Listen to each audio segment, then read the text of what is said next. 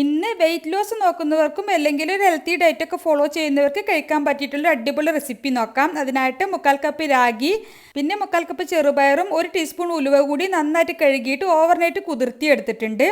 ഇനി ഇത് വെള്ളമൊക്കെ വാർത്തിട്ട് ഒരു മിക്സി ജാറിലേക്ക് ഇട്ട് കൊടുക്കാം. ഇതിലേക്ക് ഒരു തണ്ട് കറിവേപ്പില, 2 വറ്റൽമുളക്, 6 ടേബിൾ സ്പൂൺ ചിരിവിയ തേങ്ങ, 1/4 ടീസ്പൂൺ ചെറിയ ജീരകം, 1 കപ്പ് വെള്ളവും കൂടി ചേർത്തിട്ട് നന്നായിട്ട് അരച്ചെടുക്കാം. നമുക്കൊരു ദോശമാവിൻ്റെ കൺസിസ്റ്റൻസിയാണ് വേണ്ടത്. അപ്പോൾ ഒരു 1/4 കപ്പ് വെള്ളവും കൂടി മിക്സി ജാറിലേക്ക് ഒഴിച്ചിട്ട് അതുകൂടി മാവിലേക്ക് ഒഴിച്ചിട്ടുണ്ട്. ഇതിലേക്ക് ആവശ്യത്തിന് ഉപ്പും ചേർത്തിട്ട് നന്നായിട്ട് ഇത് മിക്സ് ആക്കി എടുക്കാം. ഇനി ചൂടായിട്ടുള്ള പാനിലേക്ക് ഓരോ തവി മാവ് ഒഴിച്ചിട്ട് നല്ല കനം കുറച്ചാണ് ഞാൻ ചുറ്റിച്ചെടുക്കുന്നത്. നമുക്ക് തട്ടുദോശയുടെ പോലെ കുറച്ച് കനത്തിൽ വേണമെങ്കിലും ചുട്ടെടുക്കാം.